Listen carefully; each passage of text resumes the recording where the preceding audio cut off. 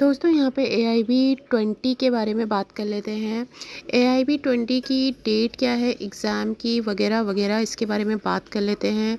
जो fresh students हैं यानी जिन्होंने अभी LLB फाइनल ईयर करी है या फिर हैं, वो भी इस एग्ज़ाम को दे सकते हैं। देखिए इसमें जो है आपने जो एक्स स्टूडेंट हैं उनको पता ही है कि क्या सिलेबस है, लेकिन जो न्यू है उनके लिए एक बार इस पर आप नज़र मार लीजिए।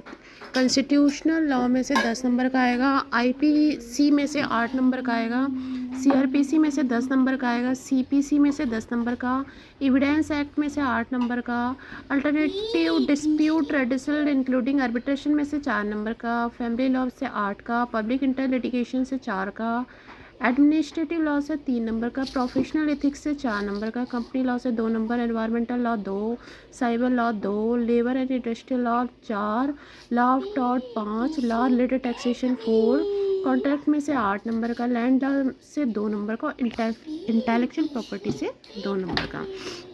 तो 100 नंबर का आपका एग्ज़ाम होने वाला है AIB 20 में, और इससे पहले जितने भी एग्ज़ाम हुए हैं वो भी 100 नंबर के हुए हैं। ठीक है, तो यहाँ पे जो है आपके जैसे कि मैंने थंबनेल में दिखाया है कि एग्ज़ाम की डेट क्या है, तो यहाँ पे मैं सबसे पहले आपको एग्ज़ाम के डेट के बारे में बता देती हूँ। अगर मैं अकॉर्डिंग टू मीडिया बात करूँ तो यहाँ पे जो है आपका जो एग्ज़ाम है उसकी जो डेट है उसकी अभी एग्ज़ाम डेट तो निकली नहीं है, लेकिन हाँ इसमें जो है बताया जा रहा है कि फ्रिक्वेंसी ऑफ एग्ज़ाम जो है वंस ऑफ अ ईयर है। ठीक है, वंस अ ईयर है, लेकिन आपको पता है कि यहाँ पे जो भी आपको बताता है वो बताता है कि साल में 2 बार जो है एग्ज़ाम लिए जाते हैं, लेकिन एक्चुअलिटी में ऐसा कुछ भी नहीं है। साल में ना एक बार ही एग्ज़ाम करवाए BCI जो है कंडक्ट करवाती है।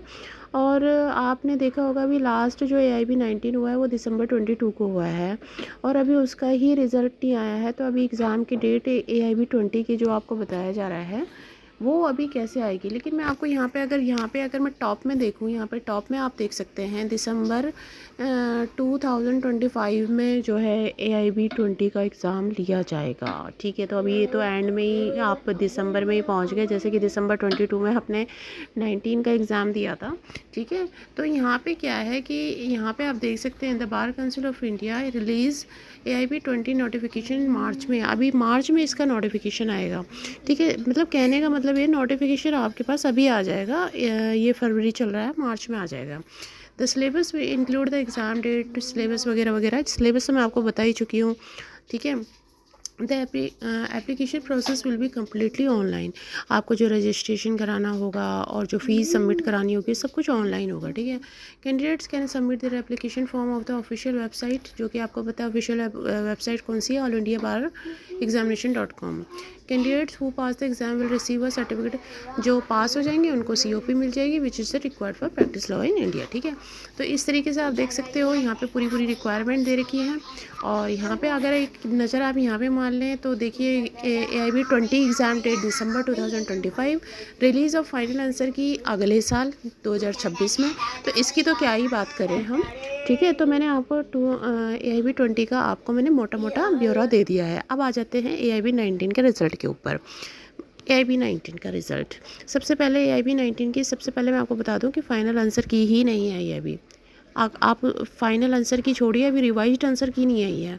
रिवाइज्ड आंसर की में हम हो सकता है कि फ़ाइनल आंसर की ही हो वो, नहीं तो रिवाइज्ड हम अभी कह के चलेंगे कि रिवाइज्ड आंसर की नहीं आई है, क्योंकि उसमें जितने भी आपने जो ऑब्जेक्शन डाले हुए थे वो ऑब्जेक्शन का रिज़ल्ट ही नहीं आया भाई अभी तो फिर जब ऑब्जेक्शन का रिज़ल्ट रिवाइज्ड आंसर की आ जाएगी, सब कुछ आप दोबारा से मैच कर लेंगे, उसके बाद आपको जो है पता चलेगा रिज़ल्ट के बारे में। रिज़ल्ट आप लोग जानते ही हैं अपने रिज़ल्ट के बारे में, क्योंकि अभी तक 100 के 100 क्वेश्चन आप सॉल्व करके देख चुके होंगे। कुछ लेट लतीफ़ कैंडिडेट्स होंगे जिनके पास टाइम नहीं होगा, लेट कह लो या फिर उनके पास टाइम नहीं होगा, जिन्होंने अभी तक नहीं देखा होगा, तो वो डायरेक्ट जो है अपने रिज़ल्ट देख लेंगे या फाइनल आंसर की से मैच कर लेंगे अगर टाइम होगा तो इस तरीके से जो है अगर कुछ क्वेश्चन डिलीट होते हैं, 4-5 क्वेश्चन डिलीट हो जाते हैं, तो उसका प्रभाव पड़ेगा किस पे, टोटल कट ऑफ पे पड़ेगा, टोटल नंबर पे पड़ेगा। ठीक है, बार बार मैं हर वीडियो में आपको बता चुकी हूँ कि किस तरीके से कैलकुलेशन होगी नंबरों की, किस तरीके से आपका जो है प्रोपोर्शनेट रेशियो निकाला जाएगा, वो मैं आपको कैलकुलेशन बता चुकी हूँ। ठीक है, तो बार बार आप कमेंट देते हैं कि किस तरीके से कितने क्वेश्चन डिलीट होंगे। भाई एग्जैक्टली आप ये लगा लीजिए ना, जितने आपके राइट ऑब्जेक्शन होंगे जो आपने क्वेश्चन दे रखे हैं वहाँ पे विंडो में कि इतने क्वेश्चन गलत होंगे, इतने क्वेश्चन सही होंगे, तो उस हिसाब से जो है जो जो क्वेश्चन डिलीट होंगे उस हिसाब से आपके जो है मार्क्स बन जाएंगे, प्रोपोर्शनेट टू रेशियो उसका बन जाएगा।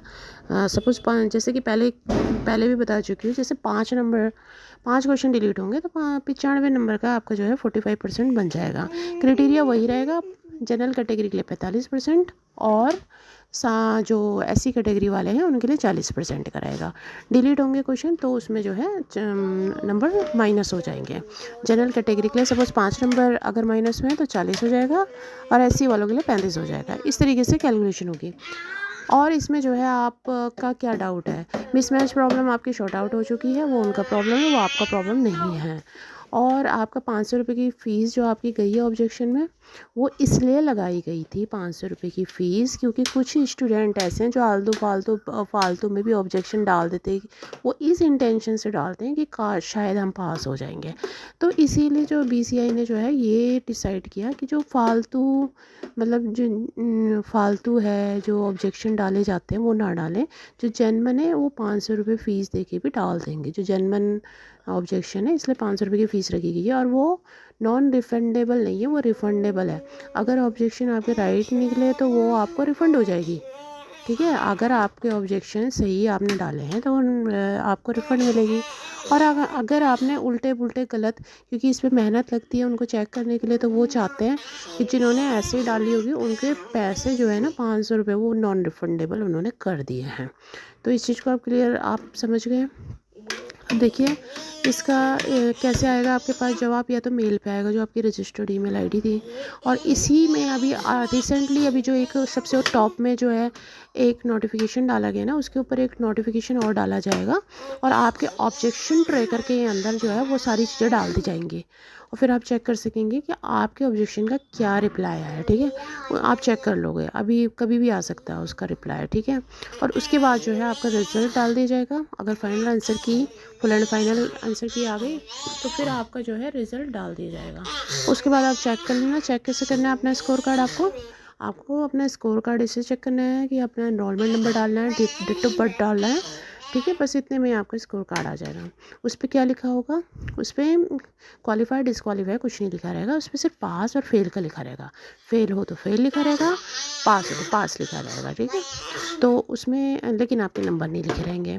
जैसे कि अगर आपके नंबर 42 आए हैं, 45 आए हैं, 60 आए हैं, 50 आए हैं, ऐसे आपको नहीं नंबर लिखे रहेंगे उसमें सिर्फ फेल और पास का लिखा होगा। और उसके बाद आप उसको डाउनलोड कर सकते हैं और कुछ समय आप वेट कर सकते हैं अपने सीओपी के लिए। प्रैक्टिस ऑफ सर्टिफिकेट कुछ समय बाद कुछ टाइम लगेगा थोड़ा सा, उसके बाद आपको प्रैक्टिस ऑफ सर्टिफिकेट मिल जाएगा।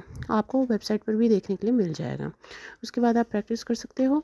और अगर आप जो है अनफॉर्चुनेटली फेल हो गए हो और आपका 2 साल शुरू हुआ है तो ठीक है, आपको और अटैम्प्ट मिलेंगे। अगर आपका 2 साल ख़त्म हो गया तो फिर आप रिन्यू करवाइए।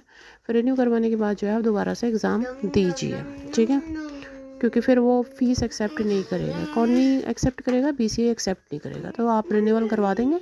उसके बाद जो है आप जो बीसीआई की वेबसाइट है 2020 के लिए वो फ़ीस एक्सेप्ट करेंगे, आप जो है दोबारा से एलिजिबल हो जाएंगे क्या देने के लिए, पेपर देने के लिए। कोई भी डाउट है देखिए